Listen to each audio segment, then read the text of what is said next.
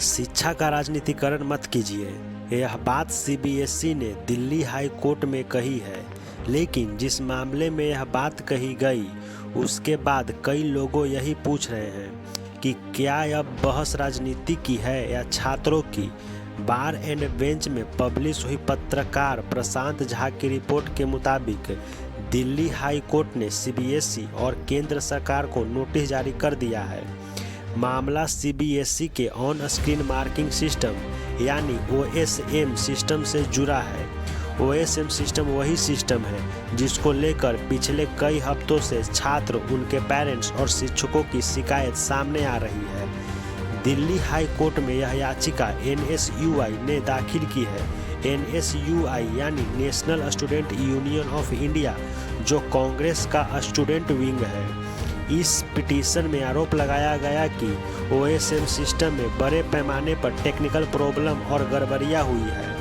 Student को धुंधली answer sheets मिली है, कहीं पर पेजेस गायब है, कहीं आंसर शीट्स अधूरी अपलोड हुई है और कहीं आंसर बुक मिसमैच होने तक की आरोप लगे हैं।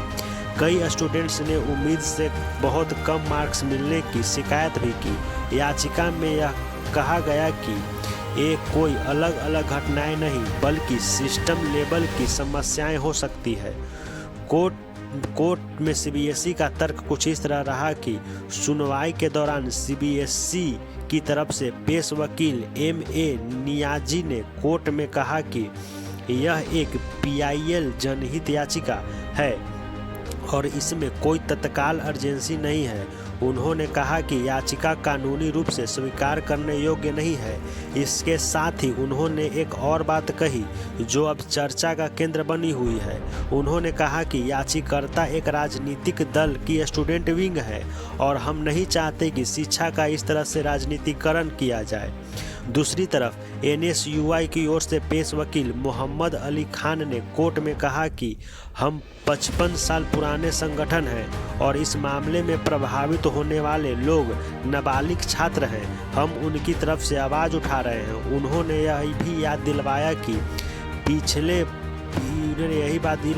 दिलवाया कि पहले इस तरह के मामले में एबीवीपी बीजेपी की जो स्टूडेंट विंग है की याचिका पर सुनवाई की गई थी। फिलहाल दिल्ली हाई कोर्ट ने सीबीएसई की आपत्ति को स्वीकार नहीं किया है और सीबीएसई और केंद्र सरकार दोनों को नोटिस जारी कर दिया है। अगली सुनवाई 12 जून को तय की जाएगी। याचिका में कई मांगे की गई थी, जैसे पहला, जिन छात्रों को आंसर शीट्स मिसिंग, ब्लर और गलत तरीके से इवेलुएट हुई है उन्हें अतिरिक्त मार्क्स दिया जाए। दूसरा, स्वतंत्र जांच यानी इस पूरे मामले में जांच किसी स्वतंत्र एजेंसी या अथॉरिटी से कराई जाए। तीसरा, जिन छात्रों को सेकंड कॉपियां पर डाउट है उनकी कॉपियां का कंप्यूटर के बजाय फिजिकल वेरिफिकेशन और मैनुअल चेकिंग कराई जाए। और चौथा, वेरिफिकेशन और रिवैल्यूएशन पोर्टल को 1 महीने के लिए और खोला जाए। एनएसयूआई का तर्क है कि क्लास 12 के मार्क बेहद महत्वपूर्ण होते हैं क्योंकि इसी के आधार पर यूनिवर्सिटी एडमिशन, स्कॉलरशिप और प्रोफेशनल कोर्सेज में एंट्री मिलती है। मूल्यांकन में किसी भी तरह की गलती छात्र के भविष्य का प्रभावित कर सकती है। पिटीशन में एक महत्वपूर्ण आंकड़ा भी दिया गया कि रिजल्ट्स डिक्लेरेशन होने के बहुत कम समय में 12,27,146 एप्लीकेशन दाखिल हुए, जो कुल 3,87,399 सेकंड आंसर शीट से जुड़ी थी, यानी शिकायत की संख्या बहुत बड़ी है। अब यहाँ सबसे बड़ा सवाल यही है कि अगर लाखों आंसर शीट्स रिव्यू प्रोसेस तक पहुँच रही है और छात्र लगातार शिकायत कर रहे हैं, तो क्या इस पूरी बहस को सिर्फ शिक्षा या राजनीतिकरण कहकर खारिज कर दिया जा सकता है? भले ही याचिका एक पॉलिटिकल फ्रंट ने दायर की हो, लेकिन छात्रों ने इन वाजिब सवालों का जवाब देना जरूरी है। इसी वजह से कोर्ट ने सीबीएसई को नोटिस जारी किया है।